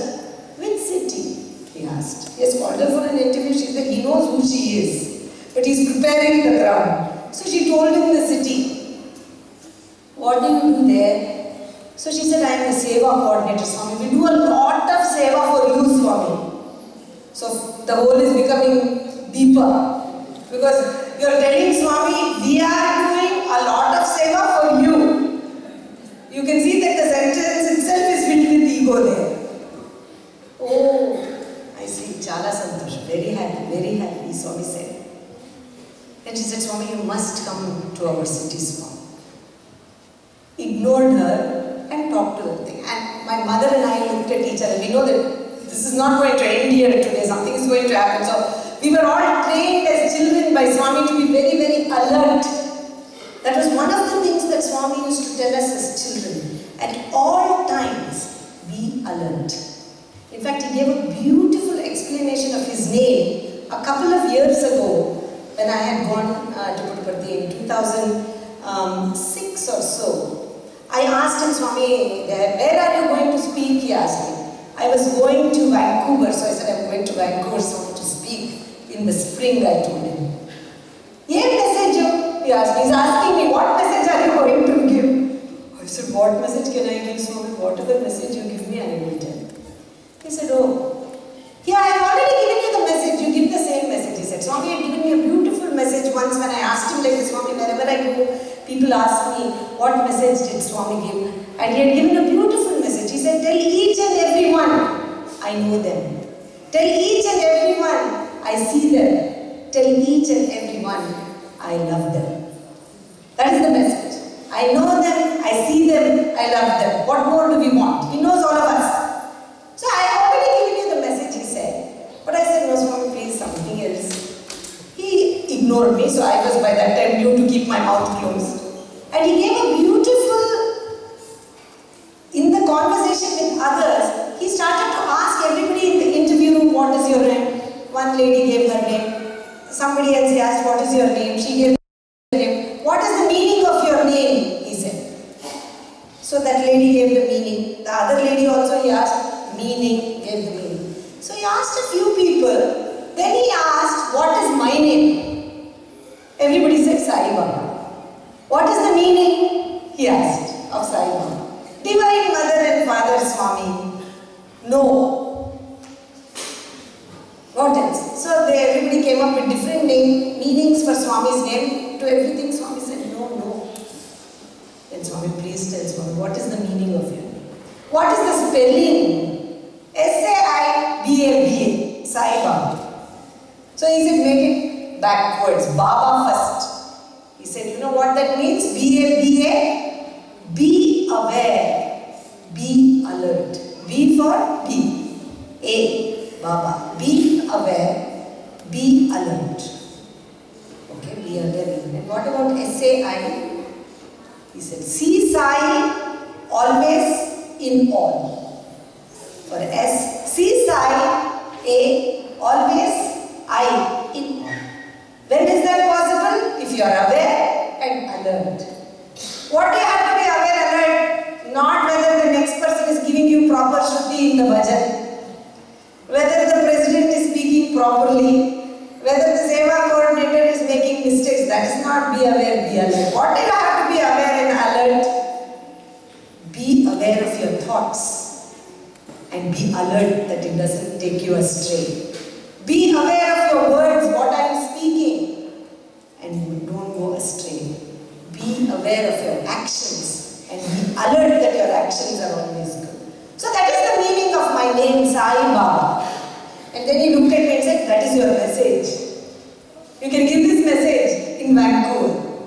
So in this way, from childhood, Swami used to always tell us, be aware, be alert. So here was this lady, Swami come to my city, Swami come to my city lady. So I was very aware and alert that something is going to happen today, I know. Then he looked at the lady, what kind of seva you are doing? He asked, because she told him that she is the seva coordinator. At that time, Swami had said, put aside a handful of rice, collect it over a period of time and make something, cook something with that rice and distribute it to the poor. So this was one of the seva activities that Swami had said that each Sai center could do or each family could do. So that lady said, Swami, everybody, when we started, there were only few families. We used to go and feed about 25, 30, 40 people. Now, Swami, 200, 300 people are coming. We are doing very good seva for you, Swami. We are doing very good. Oh, what type of rice you are using? That's what Mohan was speaking. He was saying, Swami is a micromanager. He knows every little thing he watches and observes. What type of seva are you doing? What type of rice are you cooking? Very good rice, Swami, she said. Very good rice, Sari. Yav rice? Which rice? Basmati rice, which rice? So she said, no, Swami, good rice. Suddenly, this smiling Swami who was chatting with everybody, completely his whole demeanor changed and his face became serious. I can still remember that expression, even this is in 1970. In 2014, I can remember his expression, it changed. And he said, good rice? What type of rice? Other people, sorry, they are using good rice. What type of rice you are using? Good rice only you are saying? No. He said 3 times. Ration rice for Narayana Seva, Basmati rice for family. 2 different type of rice. Whatever you are buying with the ration, cheap rice, using for Narayana Seva, for family, good rice, experienced rice, ration rice, it is not cleaned properly, there is stones in that. These poor people, if they eat that, if they get sick, they don't even have money to go to the doctor. This lady has still not realized the omnipresence of Swami, even when he is telling to her what type of rice she is using. And she said, no, Swami, we are giving good rice, Swami. Swami said, in this very Telugu, Undu Chaptan, he said. He walked into the inner room and he came out with a red cloth tied bundle. I came to your house. Mother, give me food, I said. Did you not give me this rice that you had kept for Narayana Seva when I came to you as a beggar at your door? Did you not give me this rice when I came to your doorstep? And he brings out the bundle that this lady has given to some beggar who has come to our house in her town. I have come to your town. I have come to your house. This is what you have given me. So the attitude by which we do the seva is more important than the number of people that we may feed. And I just wanted to share that because I know that we all get very immersed in the seva activities. I remember once from our center, we used to collect, when they had these bakeries and everything, at the end of the day, if there is leftover muffins and things, they give it away so that it is not wasted. And we would collect it, some side devotees would collect it, and they would distribute it. Swami, when I went to Puttaparthi, specifically told me, you people are collecting all these sugar-filled bakery products and giving it to these homeless people who have diabetes and they don't even know that. And you are giving them this food. You stop that. So we stopped it. They used to distribute sodas and juices. Swami said, stop, give water. They are dehydrated, they need water. Not this type of synthetic juices to be given. So he knows every little action, every little thought and every little thing that we do. And he's there as a continuous presence in our life. And that is what we have to become. Every time we sing a bhajan, Sai Baba, whatever we may sing, be aware, be alert. See Sai in all, that is when you will see me. So that part of that, when we develop it into our lives, that he is with us at all times, whatever it may be that we are doing. It is a simple thing that we may be doing it at home. He is with us. I remember when he did the Upanayam for the children, my son. We were in Puttaparthi in the room. Swami had told us, come in the morning and be ready. I will do it tomorrow morning. We were ready. And in the room, just we were about to leave to go for darshan and sit down there. We knew that the Upanayana ceremony Swami would be doing. I told my sons, let me put kumkum on your forehead, because it is our custom before we do any puja, we put kumkum on the forehead. And both my boys said, no, we already have vibhuti. I said, no, today is your Upanayana. Let me put little kumkum. Swami is going to perform. I said, no, mommy, it will create a big fuss there in the veranda. Everybody will see we have come with kumkum and everybody is putting vibhuti. Vibhuti is the same thing. You don't need to. So I didn't want to argue with them. On an auspicious occasion we are going. I didn't want to. My mother said, don't start everything negatively. It's okay, let's go. As soon as Swami came, he called us in to do the ceremony inside the room, and we had taken haldi kumkum plate, all the puja things we had taken into the interview room. And as soon as Swami closed the door, he came and he took the kumkum and put it on both the boys. Amma chappale in the room lo. Did not Amma tell you in the room to put kumkum? Even that small act, he knows. It's a very simple thing. But it brought home to my children that he knows what they are doing in every moment of my life. Please be with me. We sing it. But when are we going to practice it? We sing it week after week in the science centers, in the regional retreats. When are we going? So I asked Swami this. Swami, it is so difficult. You say you have to love everybody. So difficult to practice, especially if we are devotional coordinator. So difficult to practice. How to practice? If you give the chance to somebody, they'll say you never give me a chance. If you give them to that, somebody will say, why are you giving terrible singers? Or the Swami is sitting there, they're singing. Devotional coordinator position is the biggest sadhana that one can do in a Sai center, I feel, in my opinion. So I said, Swami, very difficult. He said, what is so difficult? You just have to practice seeing me in everybody. I said, that is very difficult, Swami, because sometimes we feel like saying, Swami, if you are there, come out of that person. Why are you in this person's heart? It's very difficult to love this person. So he said, that is only what is called as sadhana. But how to do this sadhana? I'm just going to turn the page here because I don't want to misquote on what Swami said. Ravi Shankar was telling us that the theme in their Sai Center was the 9-point code of conduct for this month. So Swami told me at that time that we should follow the 9-point code of conduct. That is the sadhana. And we all know the 9-point code of conduct. Everybody, in one form or the other, we have got it, put it in a calendar, we have hung it at a prominent place in our home. Whether we read it or not, it is hanging there. This is the 9-point code of conduct that Swami has given. Daily meditation and prayer, group devotional singing, participate in spiritual education for the children, community service, regular attendance to the center, devotional meetings, study of Sai literature. Those things we manage somehow. Now comes the problem. The use of soft, loving speech with everyone. Not speaking ill of others, especially in their absence. Of course, we speak only in their absence. In front of them, we are very nice to them, usually. Practice sealing on distance. So this is the 9-point code of conduct. So I told Swami, this 9-point code of conduct that we are given, we can only practice 6. Swami, the other 3 is very difficult.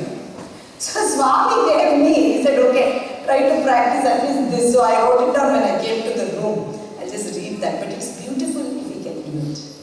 So I'm giving you an alternate 9-point code of conduct. For people like me who find it very difficult not to talk about others behind their back. Because we don't have the courage to talk in front of them. You see the problem. This thought, word and action harmony is a very difficult thing because somebody is looking terrible in a particular dress. We say, oh, you're looking very nice today.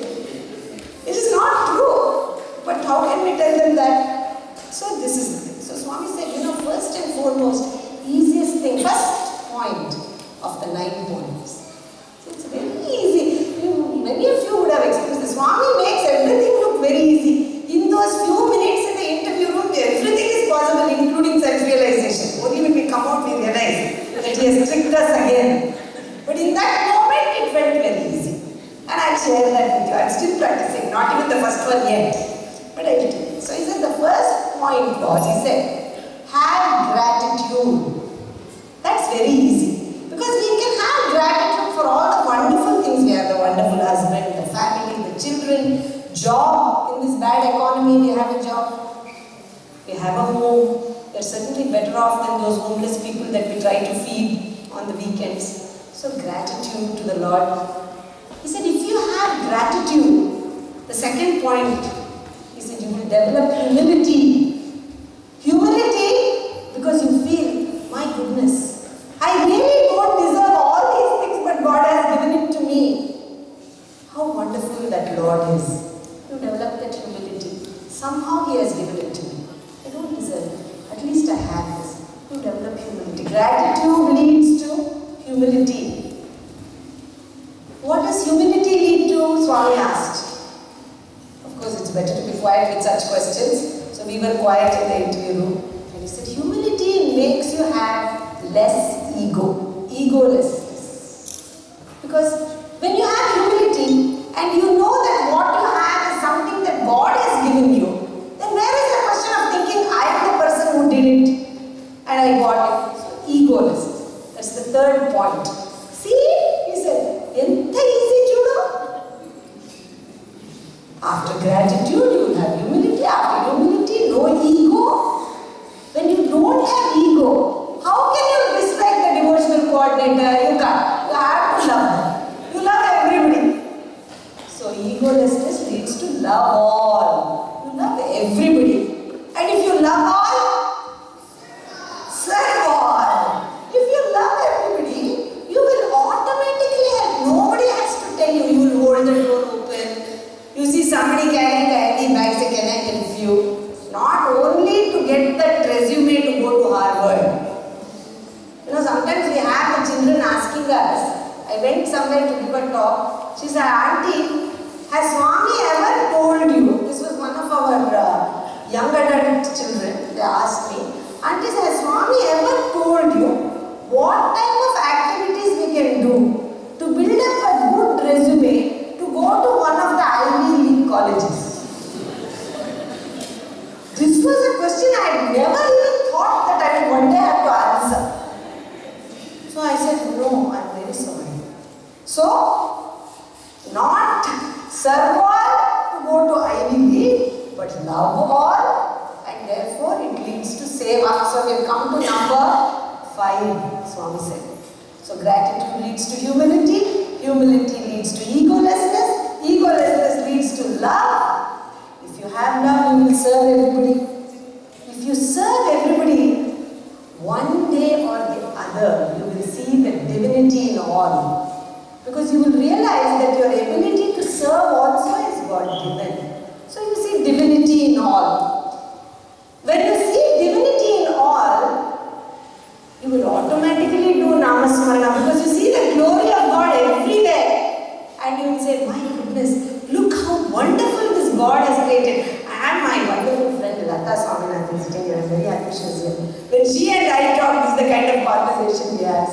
Isn't it so beautiful? Did you see the sunset yesterday? It was so beautiful. Did you think of Swami's robe?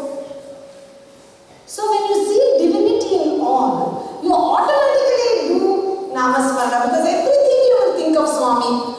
That is number 7. So Swami said, when you do Namasmarana, Bangaram, eppudu na Namasmarana cheste naaku near and dear avutavu kada. You become near and dear to me when you do my Namasmarana. When you become near and dear to me, what else is left? You and I are one. Chudu, 9-point code of conduct.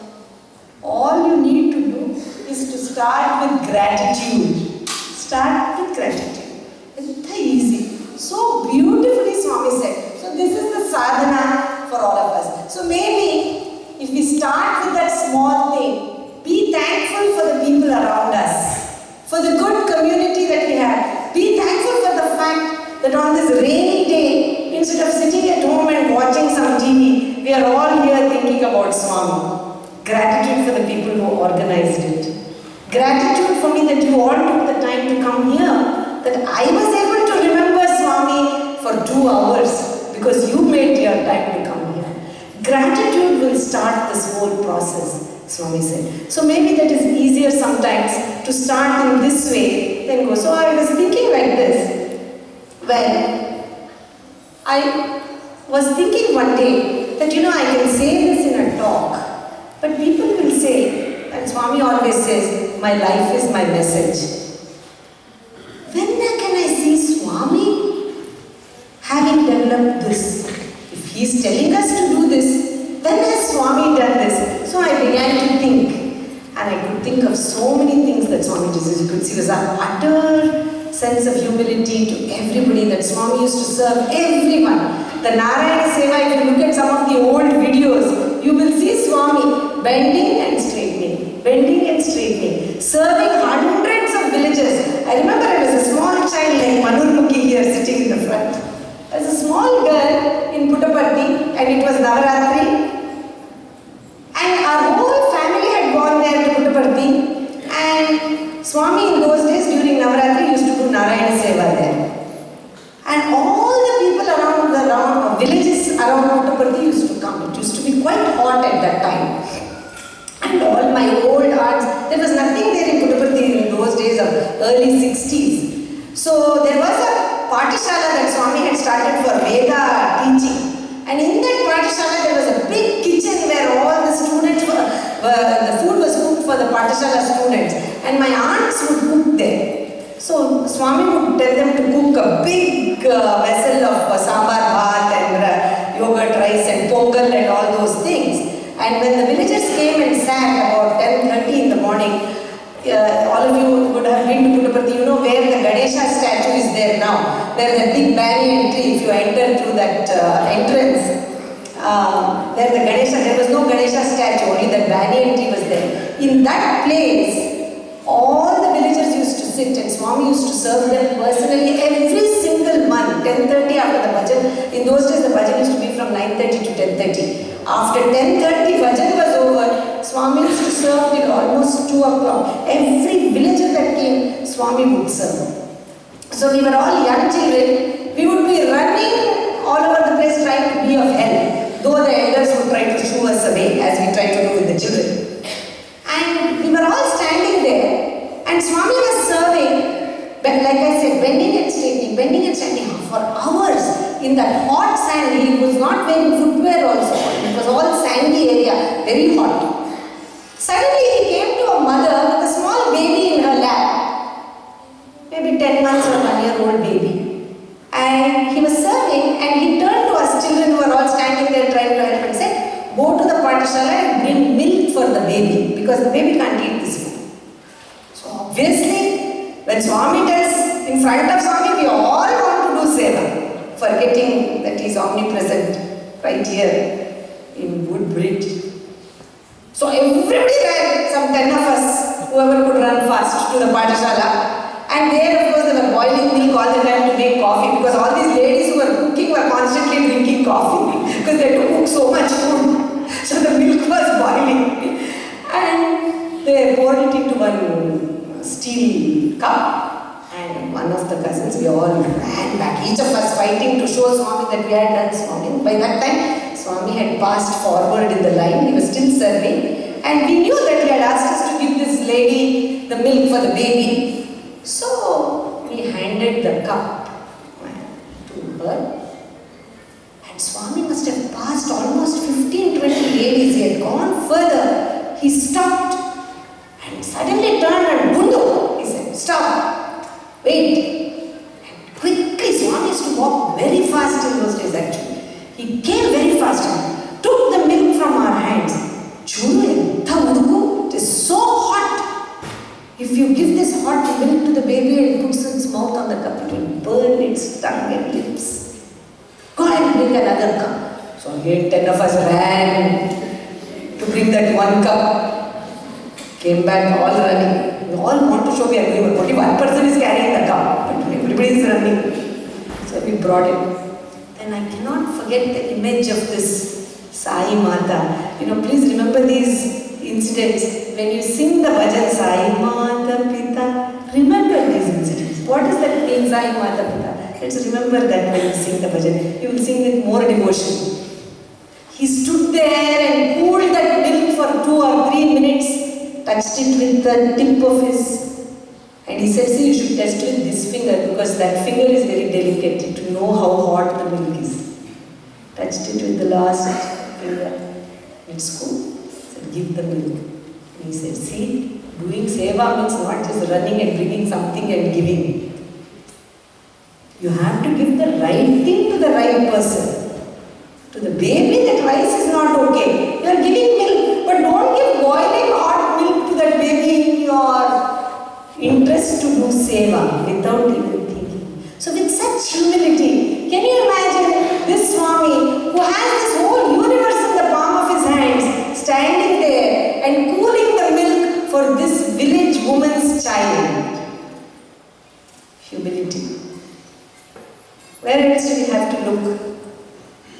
Then I thought, no, but we forgot gratitude.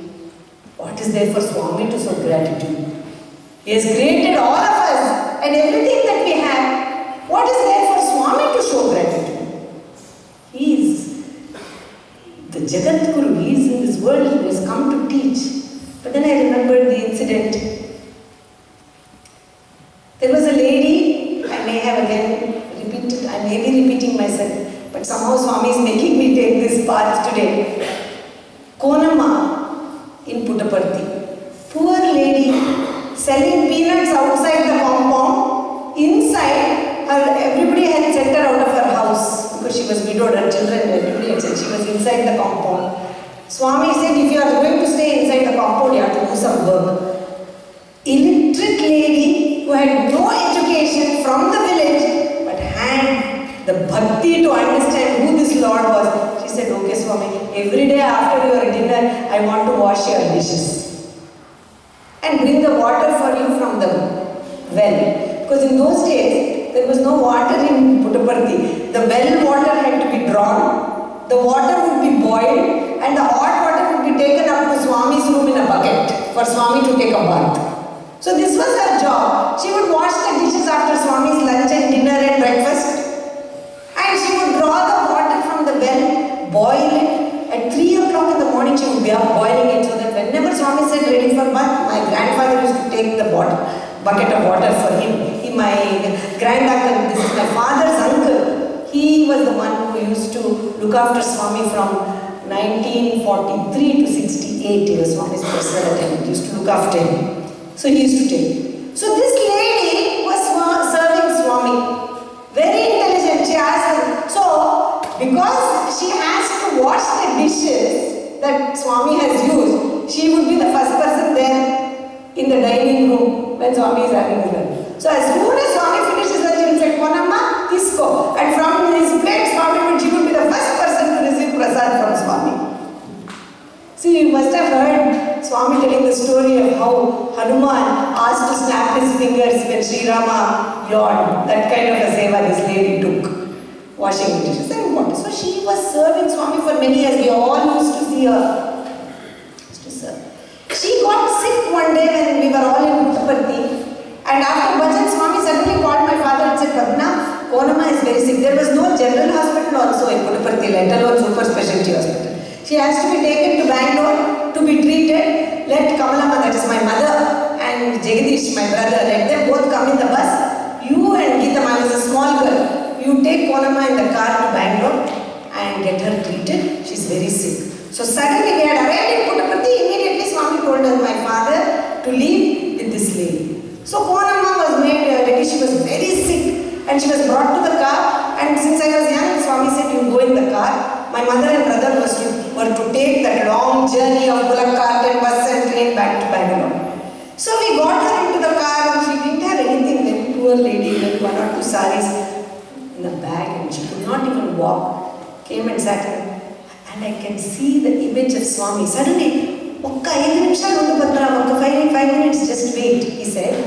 Went upstairs to his room and came down with a black bag with 2 robes and dhotis of his. And said, Nenu vastanle neeto. I will also come with you. If she comes alone with you, she is very sick. She doesn't know the city. She has never left the village. She will feel very scared. She is not used she's used to me. I will come. And he sat in the front seat with this lady and me in the back seat. My father had a small car, standard Super 10. Small car, I even remember the number from the 1960s. My MYB 98-97, he had that car. So we sat in the car, Swami in the front seat with my father. We started our journey to Bangalore. It was a long journey. The roads were bullock cart road on which the car had to go. And Chitravati had many little rivulets, and we had to go through that. And as we are going, this poor lady, she's groaning with pain, but she's trying to keep her noise level and quiet because she's so embarrassed that Swami is there. And Swami is telling her, like we tell children, Konama, inge vachesi Bangalore vellestamu. Bangalore is right around the corner, don't worry, we will reach. It's going to take 4.5 to 5 hours, 100 miles, more than 5. We left after 10:30, we reached at 6 o'clock. And as the car goes into the dirt that is softened because of the rivulets, the car got stuck. This was a common thing. Usually my brother, my mother, we would all get out and push the car and my father will accelerate and the car will move forward. This time, who is in the car? There is an old lady who is very sick. I am 6 years or 5 years old. My mother is not there, my brother is not there. My father, he is at the driver's end of the car. And he said, got out of the car, trying to manage the steering wheel and pushing the car. And Swami, Ye Padmana, car push you just now, drive you just now. Will you push the car and drive the car? How is that possible? No, Swami, I will try. He said, good job. He said, sit down. And Swami gets out of the passenger seat, goes behind the car, pushes it with his one finger and the car moves forward. We are completely shocked, With just 2 fingers he has pushed the car. Then he sat down in the car. And I was a soldier, Swami, you pushed the car with your fingers, Swami. Go over the car. What is this car standard Super 10? For a God who has lifted that Govardhana mountain. So twice the car stopped, Swami pushed, and we are feeling very sad. Swami, we will try to push Swami. Joe, he said, of course, we are human beings. Whenever God keeps giving us His first quality of gratitude, we forget. By the time the 4th time the car got stuck, we are all looking at Swami.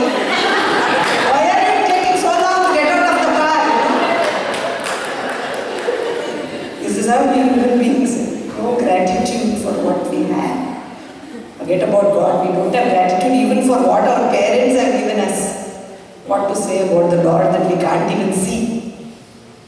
Pushed the car, everything over, we came to Bangalore, arrived in Bangalore at about 6:30 in the evening, went to a nursing home called Kalappa Nursing Home, Lata will know, from Bangalore, though any of you from Bangalore will recognize it. Used to be a very well-known nursing home in Bangalore, private hospital. And there was a Kurgi doctor called Dr. Kalappa, who was a very well-known general surgeon. He used to come to Swami once in a while. And you can imagine the man's surprise at 7:30 in the evening. We knock on the door and Swami is standing at the doorstep when this Kalappa's wife opens the door. And Swami is there. And he says, "Where is Kalappa? I have brought a patient for him." So he comes out running, what has happened? And Swami tells him in Kannada, "See Kalappa, I have brought my very good devotee. This is my very good devotee. I have brought her. She's very sick. I want to do surgery." So we take him, and those are not the days of cell phones. So Kalappa says, "Swami, I have to call the anesthesiologist. Let me see, I'll call the house." So Swami says, "Today is Saturday. Your anesthesiologist is in the club. He is in no condition to give anesthesia." You can imagine what that anesthesiologist is doing on a Saturday evening in the club. "Come, I am here."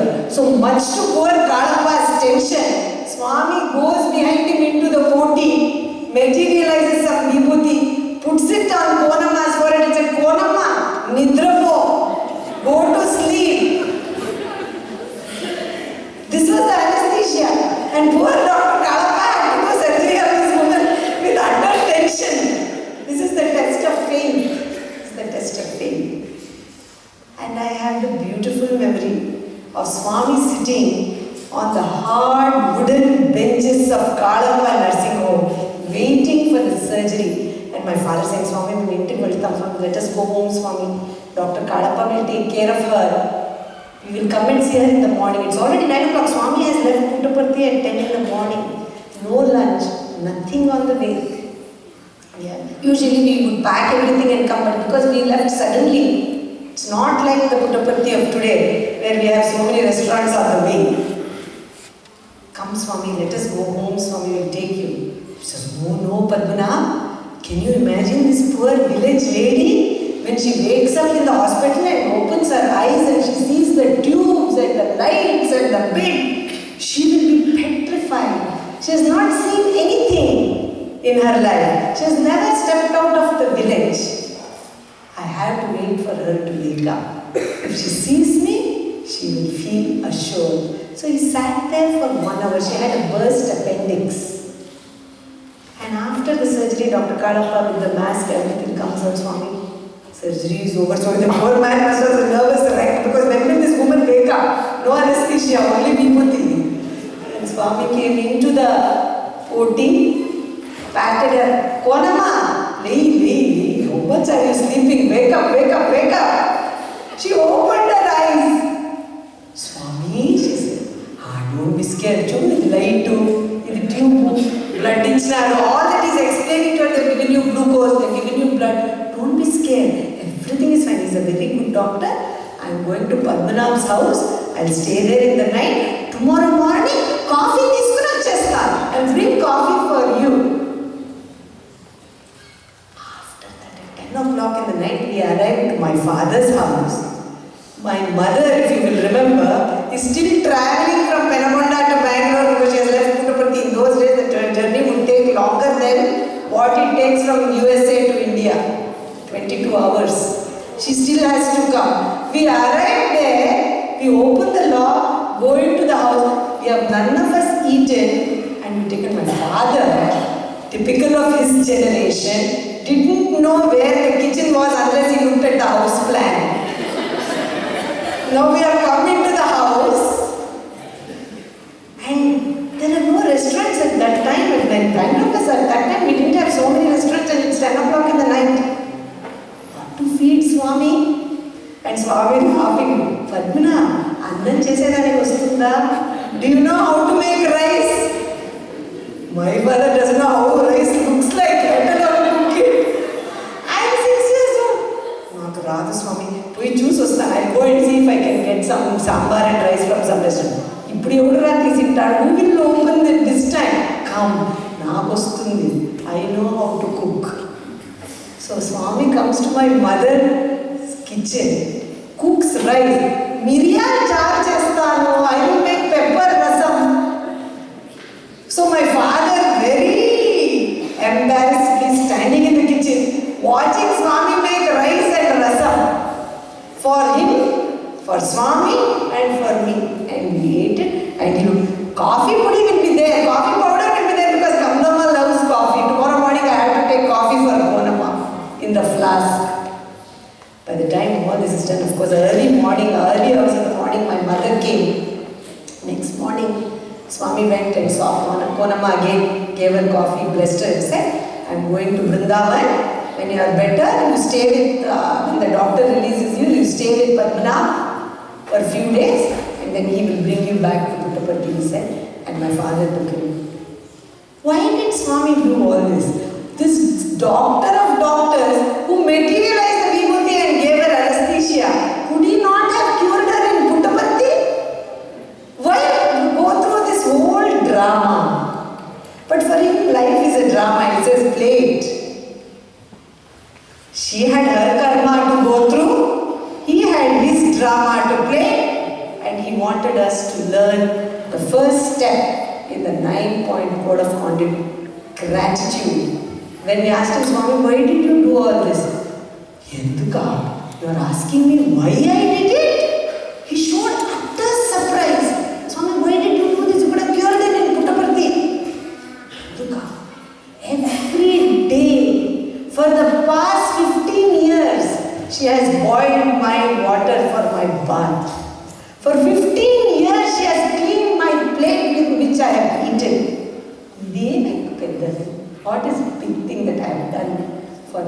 lady who has done this much for me in her old age. Gratitude.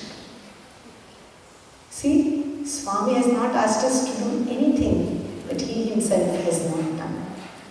So with these words, remembering Swami as the very perfect human avatar, who has set an example for all of us, I hope on this auspicious day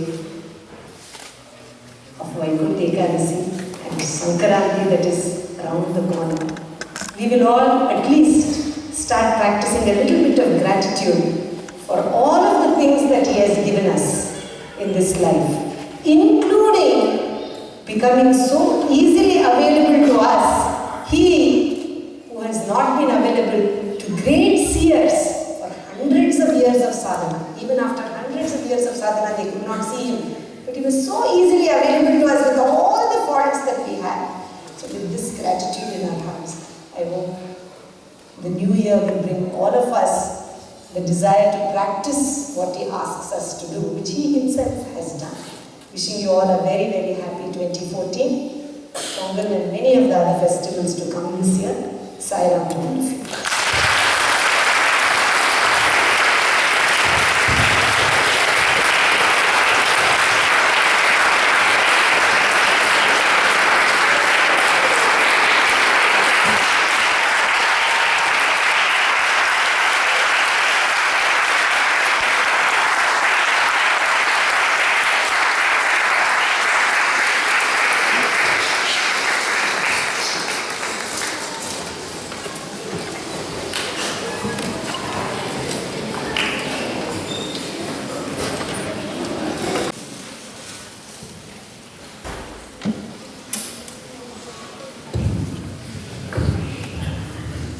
I think we need to give one more round of applause.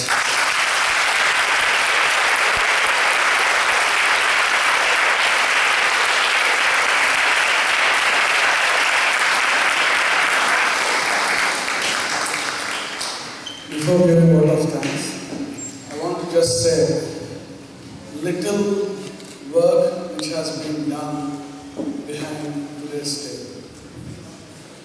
Approached Geetaram Garu in year 2011 to come to Edison Sai Center for assessing the application.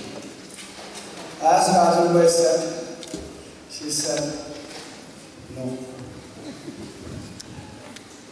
For everything, there is a reason. Swami has chosen today to her to be at New Jersey as a special occasion for Vaikuntha Ekadasi and Sankranti celebrations in the centers of East Brunswick and Edison Sai Center and the centers of New Jersey. I like to thank all the presidents of all the New Jersey centers, Shankar, Sumara, Radu, and Manorama Vyas, and all the other center members. If I miss anyone, I'm sorry. And Dr. Hamantara Guru from Sarvadharma Center.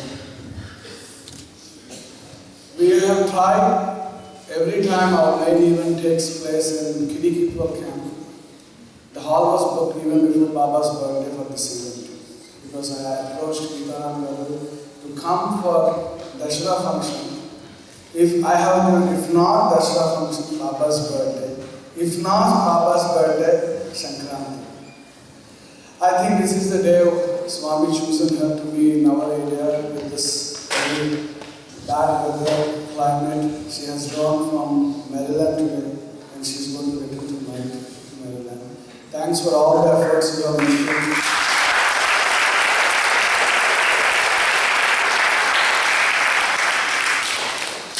And I was not here when she was speaking. I'm going to hear it afterwards by Kutumba Garu is going to load in our website. I would like to thank Kutumba Garu. He's doing a big service in New Jersey. All the website, all the videos he's uploading is coming all the time. Let's give him a big hand.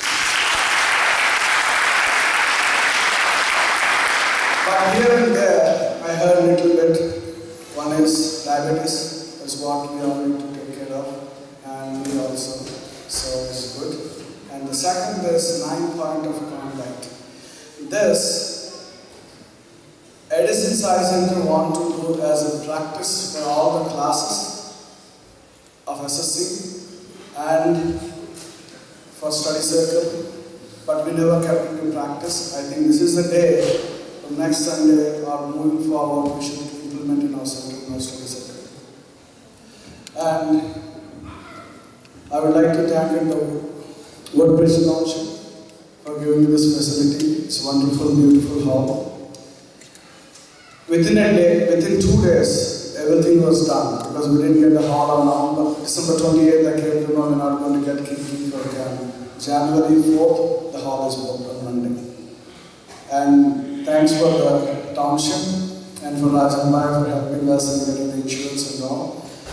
And this event would not be possible without Ravi and Gandikota family. I would like to thank Ravi and Gandikota family.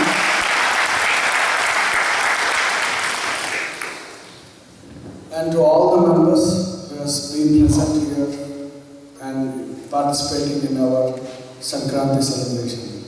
As a token of love from East Brunswick, Bridgewater, Edison, Scotch Plains, and all Homedale, Fairlawn, Jersey City, I hope I'm not missing anyone. We have our token of love to Mohan Ravaru. I would request Rajan Bhai and Shrikant, our service coordinator, to please come and hand over to him.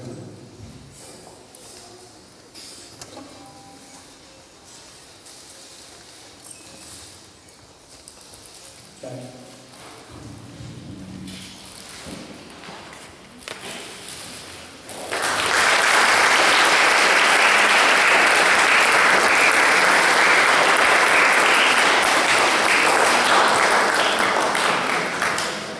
And for Gita Ram, I will request Gita Pen and Sandhya, assistant coordinator, to hand over our program.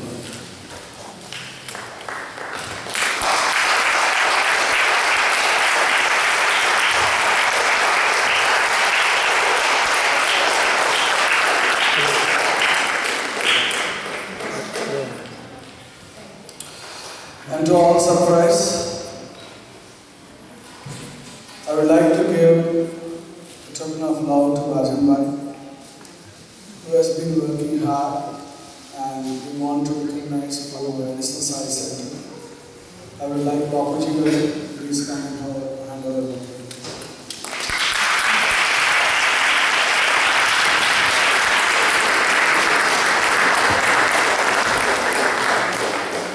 And with this, I can conclude my vote of thanks. I don't want to talk too much.